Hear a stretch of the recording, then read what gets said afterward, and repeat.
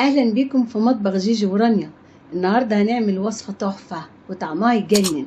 هنعمل جاتو شاتو بخطوات بسيطه جدا. يا ريت لو عجبكم الفيديو شير ولايك وتفعيل زر الجرس واختيار الكل عشان توصل لكم وصفاتنا الجديده. يلا بينا نبتدي. هجيب خلاط هحط فيه كوبايه حليب، كوبايه زيت، كوبايه سكر، ونص كوبايه كاكاو خام، واخلطهم مع بعض كويس لغايه ما السكر يدوب معايا.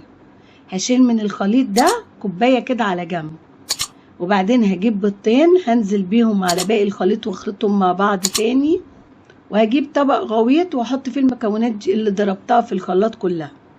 هنزل بكوباية دقيق في الطبق ومعلقة بيكنج باودر ورشة ملح، وهقلب الخليط كويس مع بعض. وده القوام الخليط معانا. هجيب صينية هدهنها بالزيت وانزل بالخليط جواها. هدخلها فرن ساخن مسبقا على درجة حرارة 180. هتاخد معاكم حوالي تلت ساعة. هسيبها تبرد شوية واقلبها على شبكة تاوية. طبق غويط هنزل فيه بكوباية كريم شانتيه وكوباية مية ساقعة، واضربهم بمضرب البيض كويس قوي لغاية ما الكريمة تبقى زي ما انتم شايفين كده. هنحط عليها معلقتين من الصوص اللي كنا عاملينه وشايلينه على جنب، ونضربهم تاني بمضرب البيض.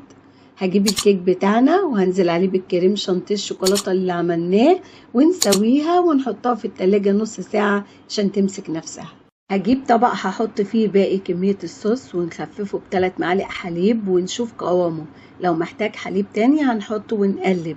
هجيب صينية الكيك بتاعتي من التلاجة بقى وانزل عليها بالصوص اللي عملناه ونسويه، وهدخلها التلاجة نص ساعة تاني عشان تمسك نفسها. وبألف هنا. ودي كانت النتيجة، حاجة في منتهى الجمال وطعمها يجنن.